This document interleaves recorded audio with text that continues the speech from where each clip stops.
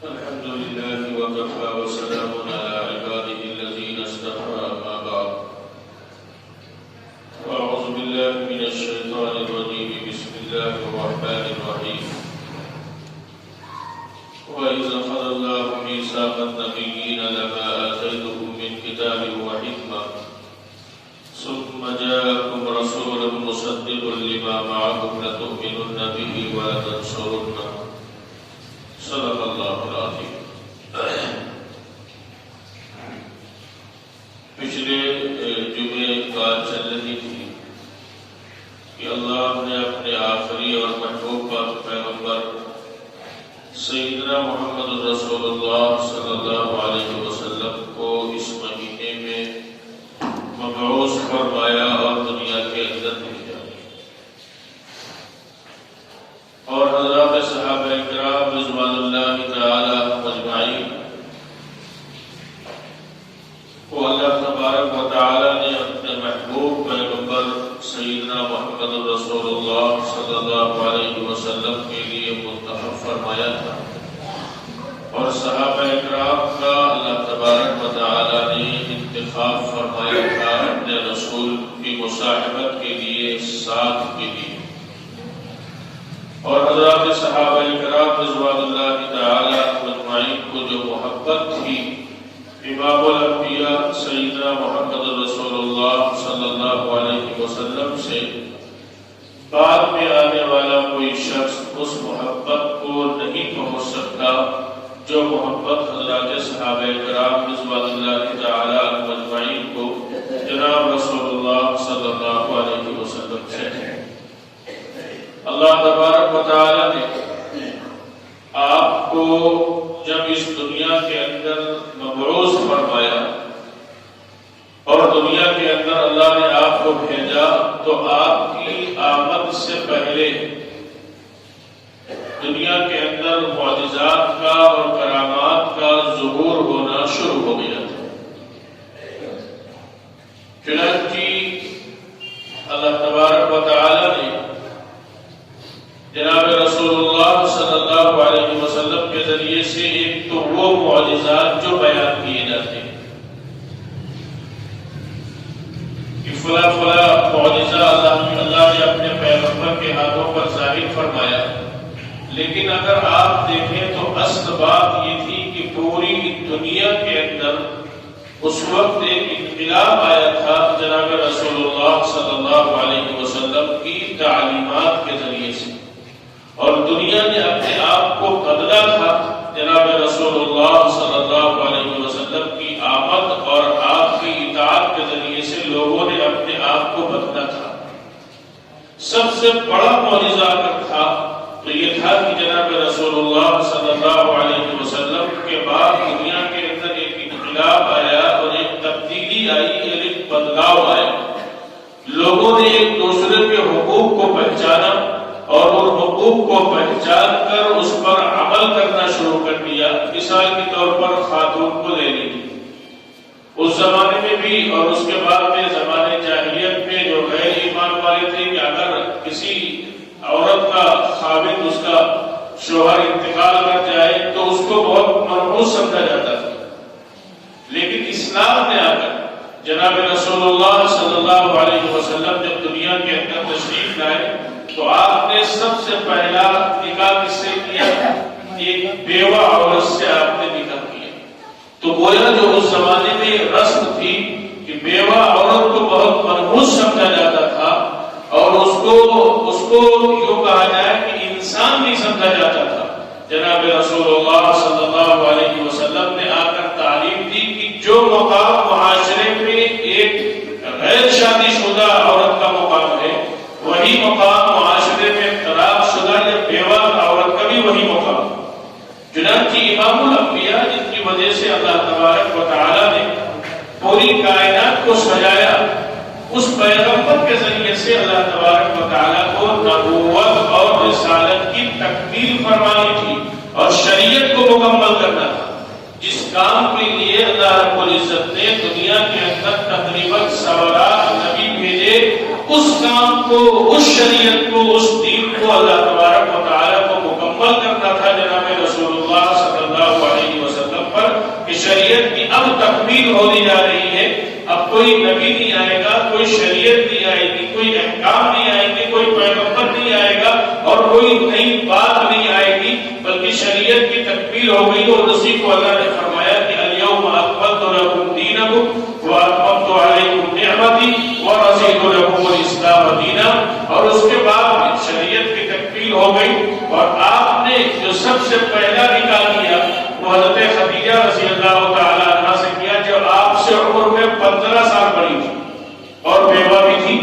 اور اس کے بعد میں جتنے نکاح پیغمبر صلی اللہ علیہ وسلم نے کیے, وہ نکاح کی کیا مصلحتیں تھیں, کیا حالات تھے, کیا تقاضے تھے, اس پر پھر انشاءاللہ کسی موقع پر روشنی ڈالی جائے گی. لیکن سوائے ایک حضرت عائشہ صدیقہ رضی اللہ تعالی عنہا کہ آپ نے کسی کنواری عورت سے نکاح نہیں کیا, تو گویا عورتوں کو اور بیوہ عورت کو جو مقام, جو معاشرے میں مقام ملا, تو وہ مقام دیا جناب رسول اللہ صلی اللہ علیہ وسلم نے.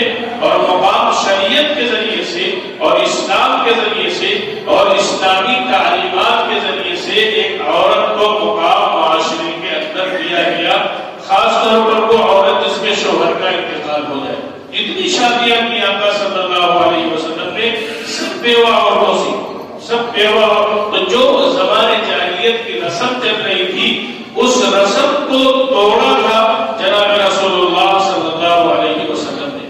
جیسے آج دنیا میں ایک بات کہی جاتی ہے کہ دنیا میں امن ہونا چاہیے, ملک میں ملک امن ہونا چاہیے.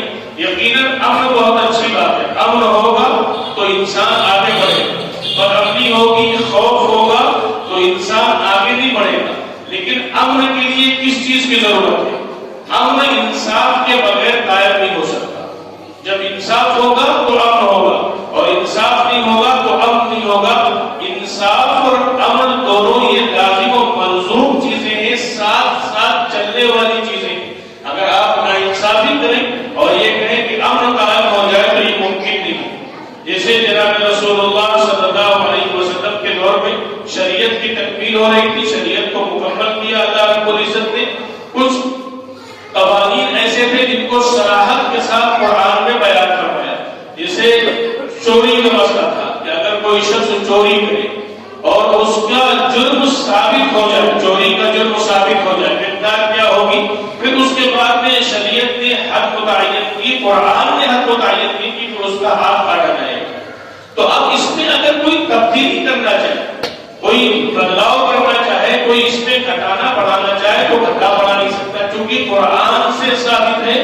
اور اللہ تبارک و تعالی نے ایک نظام بنایا ہے, یہ ایک ضابطہ دیا کہ چور کا ہاتھ کاٹا جائے گا, پھر دوبارہ چوری کرے پھر اس کی سزا کیا ہوگی, پھر دوبارہ چوری کرے پھر اس کی سزا کیا ہوگی. یہ ایک شریعت کے ایک ضابطے قرآن میں متعین. تو اس زمانے میں بنو مخزوم ایک قبیلہ تھا, تو اس قبیلے کی ایک بچی سے چوری سرزد ہو گئی جس کا نام فاطمہ تھا.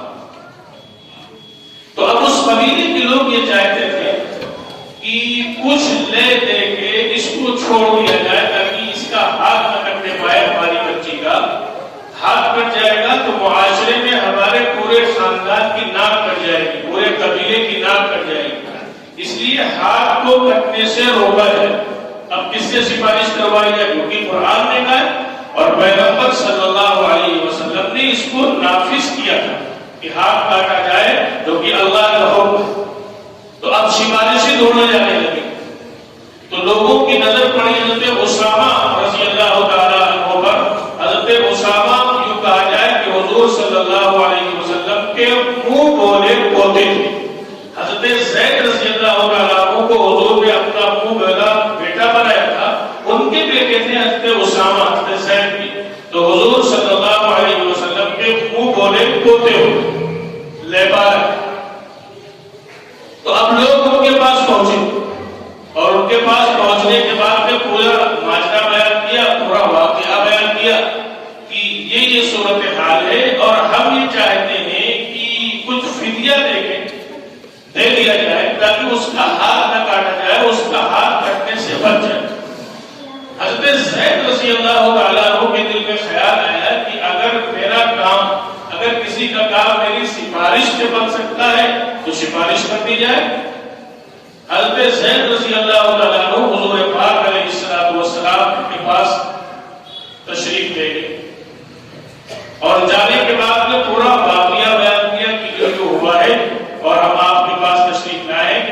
فدیہ دے لیا جائے اور اس کا ہاتھ چھوڑ دیا جائے کرنے سے۔ سیدنا محمد رسول اللہ صلی اللہ علیہ وسلم نے جب یہ بات سنی تو کتابوں کے اندر آتا ہے کہ آپ تو ماشاءاللہ بہت گورے تھے، اللہ نے حسین و جمیل بیان بنایا تھا، لیکن غصے کی وجہ سے زید اسامہ نے جب یہ بات کہی تو غصے کی وجہ سے آپ کا چہرہ اور زیادہ سرخ ہو گیا اور سب غصے کے عالم میں فرمایا کہ تمہارے اندر اتنی ہمت ہو گئی کہ جو حدود اللہ نے متعین کیے ہیں تم اس میں سفارشی بن کر آئے، جو اللہ نے حدود متعین کیے ہیں تم اس میں سفارشی بن کر آئے ہو۔ اللہ کا فیصلہ ہے کہ چوری کرنے والے کا ہاتھ کاٹا جائے اور تم اللہ کے فیصلے میں سفارشی بن کر آئے ہو۔ حضرت اسامہ رضی اللہ تعالیٰ عنہ نے جب یہ بات سنی جناب رسول اللہ صلی اللہ علیہ وسلم سے اور آپ کے چہرے انور کی طرف دیکھا اور غصے کی کیفیت کو دیکھا تو فرمایا کہ اللہ کے رسول مجھے معاف کر دیجئے، مجھ سے غلطی ہو گئی، آئندہ میں یہ غلطی نہیں کروں گا۔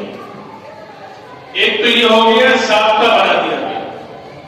پھر حضور پاک علیہ السلام والسلام نے صحابہ کو مسجد نبوی میں جمع فرمایا اور جمع فرمانے کے بعد میں آپ نے اس وقت لوگوں کے سامنے خطبہ دیا جس میں آپ نے یہ فرمایا کہ اگر یہ چوری میری بیٹی فاطمہ سے بھی سرزد ہو جاتی، اگر اس سے بھی یہ غلطی ہو جاتی تو اس کا بھی ہاتھ کٹنے سے دنیا کی کوئی طاقت روک نہیں سکتی تھی۔ تو اگر دیکھا جائے تو اس زمانے میں امن کیوں قائم ہوا؟ امن اس لیے قائم ہوا کہ جناب رسول اللہ صلی اللہ علیہ وسلم نے انصاف کیا اور شریعت جو ہے وہ انصاف کی تعلیم دیتی ہے۔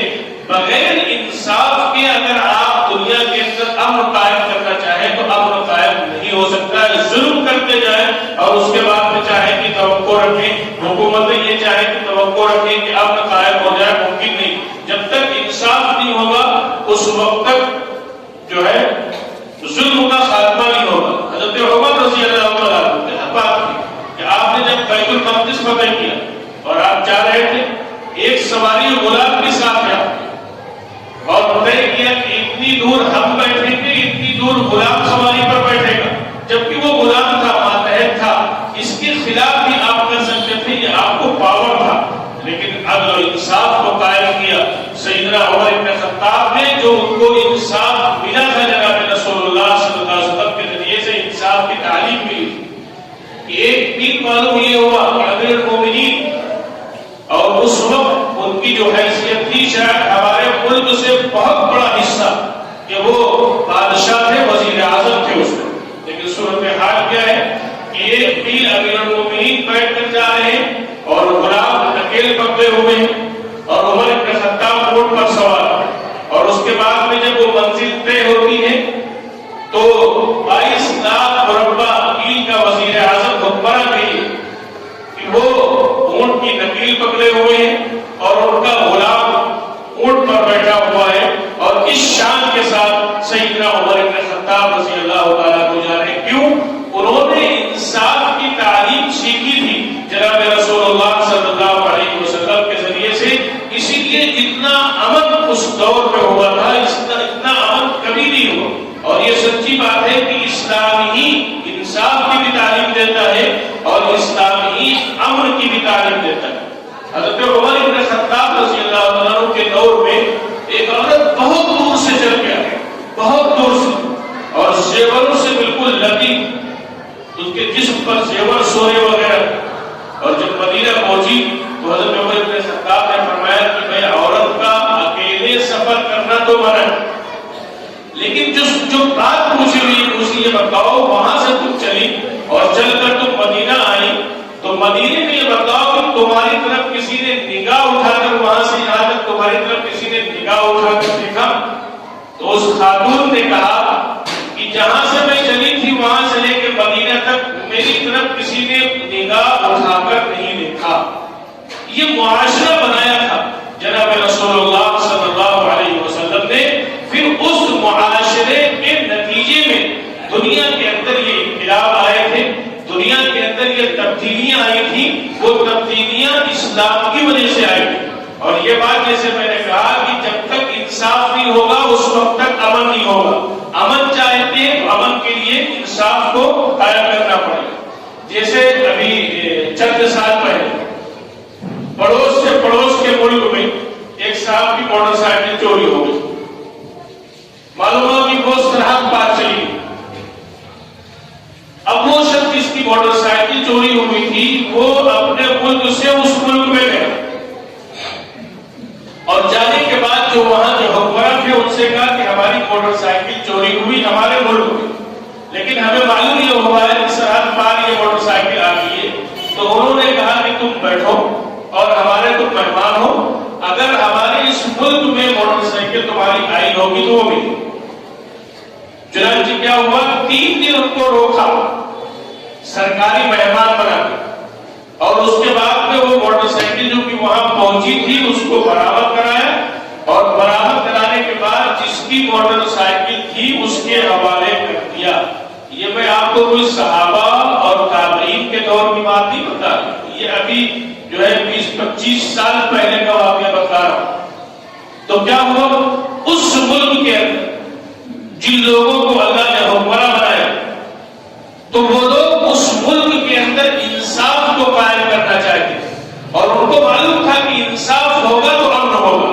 یہ دونوں چیزیں ساتھ ساتھ ہیں. تو انصاف قائم کرنا چاہتے تھے، اور وہ نظام جو نظام اللہ نے جناب رسول اللہ صلی اللہ علیہ وسلم کے ذریعے سے دیا ہے اس نظام کو وہ نافذ کرنا چاہتے تھے، جس کے نتیجے میں کیا ہوا، دنیا ان کی مخالف ہو گئی. اور اس وقت جو بڑی طاقتیں تھیں وہ ان کی مخالف ہو گئی. اور اس کے بعد ایسا نہیں ہے کہ ان کو اس ملک سے کچھ لینا دینا تھا، ان کو اس ملک سے لینا دینا نہیں تھا، بلکہ ان کو اس نظام سے جو حکومتی نظام تھا اس نظام سے لینا دینا تھا کہ اگر دنیا نے اس نظام کو دیکھ لیا اور دنیا کے سامنے یہ نظام نافذ ہو گیا انصاف کا، عدل کا، تو پھر پوری دنیا مانگ کرے گی کہ ہمیں بھی یہ عدل والا اور انصاف والا نظام چاہیے. اس لیے انہوں نے پورے ملک کی اینٹ سے اینٹ بجا ڈالی اور لاکھوں لوگوں کو قتل کیا. کیوں؟ دنیا کے اندر وہ نہیں چاہتے کہ امن کا اور عدل کا نظام قائم ہو. جو کہ امن کا نظام، عدل کا اور انصاف کا نظام قائم ہوگا تو دنیا کے اندر عدل ہوگا، اور دنیا کے اندر جو ہے امن ہوگا اگر عدل کا نظام قائم ہوگا. تو اس لیے پورے ملک کی اینٹ سے اینٹ بجا ڈالی. تو یہ پورا نظام، اسلامی نظام اللہ تبارک و تعالیٰ نے جناب رسول اللہ صلی اللہ علیہ وسلم کے ذریعے سے ہمیں دیا ہے کہ ہم لوگوں کے ساتھ عدل و انصاف کا معاملہ کریں، اور عدل انصاف ہوگا تو بالکل پرسکون حالت میں انسان زندگی گزارے گا. ہر طرف امن ہی امن ہوگا. اگر دھاندلی نہیں ہوگی تو امن تو ہوگا. یہ نظام کہاں سے ملا؟ یہ نظام اللہ تبارک و تعالیٰ نے جناب رسول اللہ صلی اللہ علیہ وسلم کے ذریعے سے ہمیں انصاف کا اور عدل کا نظام اللہ تبارک و تعالیٰ نے دیا.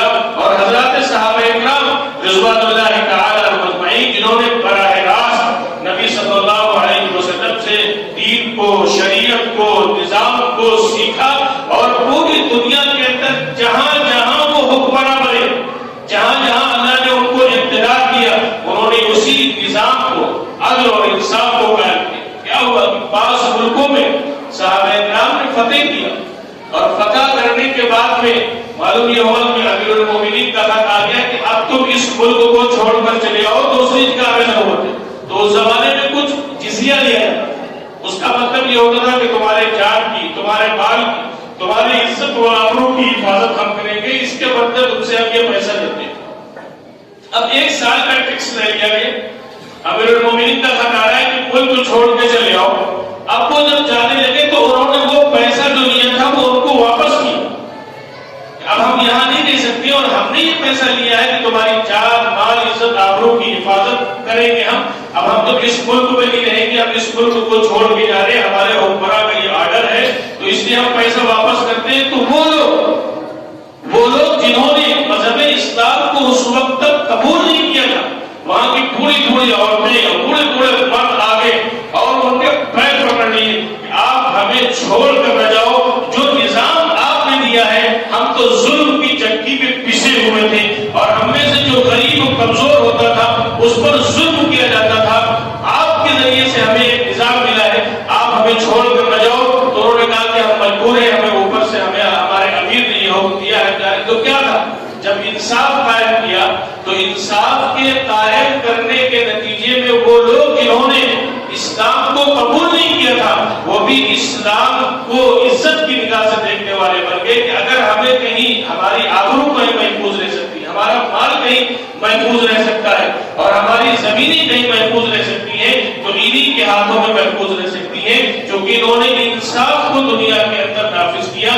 تو یہ تمام چیزیں پیغمبر صلی اللہ علیہ وسلم سے حضرات صحابہ اکرام نے لی اور پوری دنیا کے اندر پھیلایا۔ میں نے پچھلے جمعے ایک واقعہ بتایا تھا، حضرت خبیر رضی اللہ عنہ، ایک واقعہ حضرت زید بن تسنہ رضی اللہ تعالیٰ عنہ کا ہے کہ جب ان کو سولی پر چڑھایا جائے تو وقت آیا کہ ان کو سولی دینی ہے، تو ان سے یہ کہا گیا کہ یہ بتلاؤ کہ تم کو چھوڑ دیا جائے اور تمہاری جگہ محمد صلی اللہ علیہ وسلم کو لا کر سولی دے دی جائے، کیا تم اس کو گوارا کرو گے؟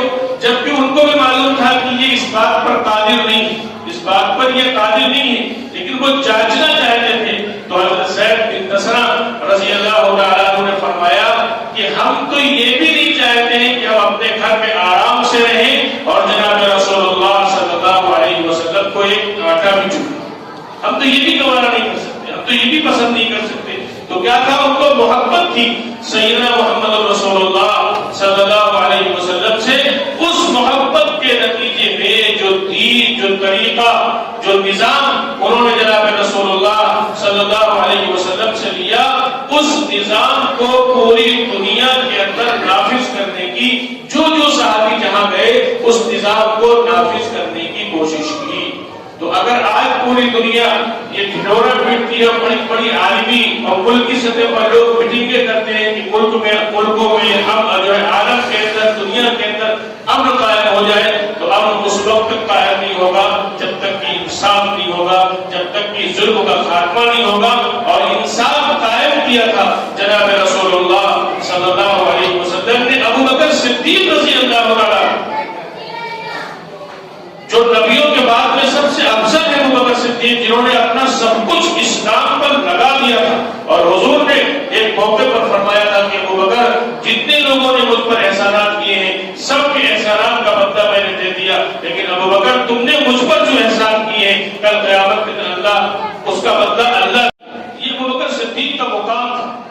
لیکن کیا ہوا جب اس کو یہودی کا واقعہ آیا، اس یہودی نے یہ کہا تھا، جملہ کسا تھا کہ مسلمانوں کا خدا جو ہے وہ غریب ہو گیا، وہ ان سے قرض مانگتا ہے۔ ایک جنگ کے موقع پر قرآن کی آیت نازل ہوئی تھی، پیغمبر نے فرمایا تھا، تو ابو بکر صدیق نے جب یہ بات سنی تو اس پر تھپڑ مارا اور وہ زمین پر گر گیا۔ چنانچہ اس نے مقدمہ دائر کیا جناب رسول اللہ صلی اللہ علیہ وسلم کی بارگاہ میں۔ تو حضور نے، بہرحال بات بہت لمبی تو مختصر کرا، حضور نے اور جو ہے ابو بکر صدیق سے پوچھا، اس سے پوچھا، ابو بکر صدیق سے پوچھا کیا تم نے اس کو مارا تھا؟ تو فرمایا کہ ہاں میں نے مارا۔ کیوں مارا تھا؟ اس نے اللہ کی شان میں یہ بات کہی۔ جب اس سے پوچھا تو اس نے انکار کر دیا۔ اب انسان کیا کہتا؟ حضور کو معلوم تھا میرا یار بار، میرا رفیق سفر ہے، ہجرت کا رفیق سفر، اور ابو بکر صدیق جن کی صداقت کا ڈنکا بجتا تھا، یہ معلوم تھا کہ یہ سچے ہیں، لیکن حضور پر شریعت مکمل ہو رہی تھی، تکمیل مکمل ہو رہی تھی، نظام مکمل ہو رہا تھا۔ اس لیے ابو بکر صدیق سے آقا فرما رہے ہیں کہ اے ابو بکر گواہ لاؤ کہ اس نے یہ بات کہی تھی۔ سیدنا صدیق اکبر فرما رہے ہیں میرے پاس کوئی گواہ نہیں۔ تو آقا فرمایا اگر گواہ نہیں پیش کر سکتے ہو تو ہم اس کو حکم دیں گے کہ وہ اپنے تھپڑ کا بدلہ لے۔ یہ انصاف قائم کیا تھا جناب رسول اللہ صلی اللہ علیہ وسلم نے۔ ابو بکر صدیق کا مقام کیا تھا؟ قرآن کی آیت نازل ہوئی، لقد سمع اللہ قول الذین قالوا ان اللہ فقیر ونحن اغنیاء، کہ اللہ نے سنی ہے اس کی بات۔ یہ کہہ رہا تھا کہ مسلمانوں کا خدا فقیر ہو گیا، غریب ہو گیا اور ہم مالدار ہیں۔ تو اللہ نے سیدنا صدیق اکبر کے حق میں گواہی دی۔ مجھے بتانا یہ کہ پیغمبر کو معلوم تھا کہ ابو بکر صدیق جھوٹ نہیں بول سکتے، لیکن شریعت کی تکمیل ہو رہی تھی، جو ضابطہ تھا اس ضابطے کے مطابق حضور نے گواہ مانگا، اور اگر گواہ نہیں تھا تو بدلہ دلایا جائے گا۔ جب یہ انصاف قائم کیا جناب رسول اللہ صلی اللہ علیہ وسلم نے تو پھر دنیا کے اندر امن قائم ہوا۔